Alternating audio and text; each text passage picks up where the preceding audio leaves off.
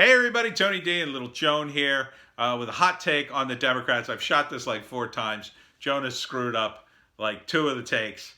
I'm just going to try to be short and succinct. I railed against Phil Murphy in the other video. The Democratic Party, I think, has imploded on itself and continues to do so. I think it's time that people abandon the party as a whole and start something new. I think the brand will be so tainted by the time this is over, by the time 220 is over, between the media, which is the media is the only thing left in the Democratic Party. It's a party that has big media influence. That's it. They're not the party of the working man anymore. They're really not the party of big business, although they tried to be. They're kind of in there. But they're more of a tool of big business. See, the Republicans are kind of like equals in those realms. Because a lot of Republicans are businessmen themselves, so they understand business. The Democrats have never understood business. They've always been terrible at economics. They've always had terrible economies or ways to solve the economy. Most of their solutions boil down to, well, let's get some more money. Let's throw some more money at the problem. And that never works. The only thing I can think that these Democratic governors are thinking in terms of their strategy is, well, if we drag our feet and we ruin the economy and Trump isn't elected, Biden will bail us out. And it'll all be good. Because he'll just dump millions and millions of dollars into our state. Problem solved. No, actually that'll make it worse. Because when you dump those sorts of millions, you're going to have all sorts of corruption and graft, and it'll never be enough anyway. You can't just hand people money and expect everything to just be hunky-dory. You need business. You need work. And Trump knows how to do that. Unfortunately, there aren't many business Democrats left. I can't even think of one. Most of them have turned into identity politics shills who rail at every turn when we are probably living in the least racist times in the United States. Because I remember what the 70s and 80s were like. And let me tell you something. It was kind of racist. I mean, compared to now, holy shit.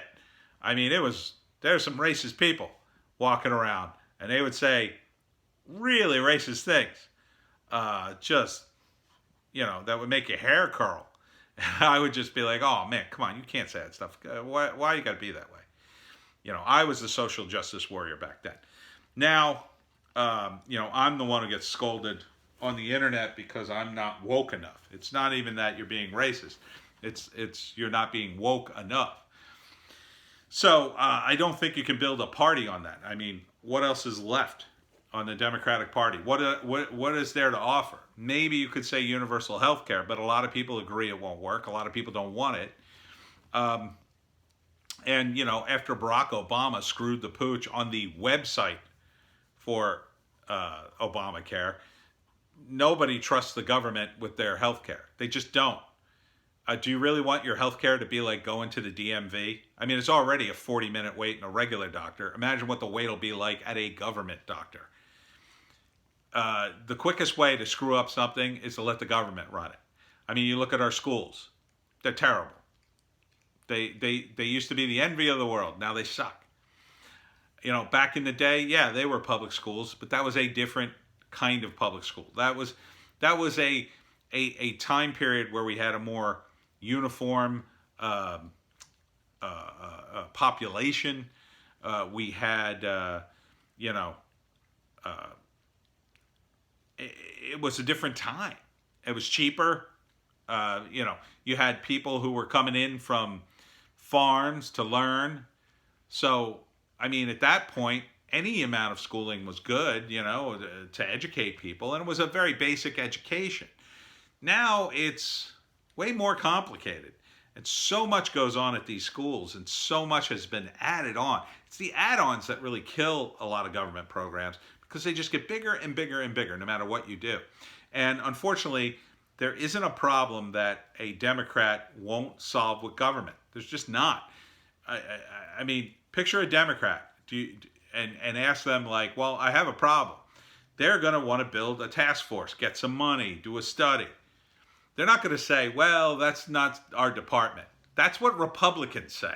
Republicans say, no, government doesn't do that. And people call them, callous and uncaring because of that. But it's better overall because we're not paying for the taxes on that problem. And then you have to solve the problem yourself. That's better.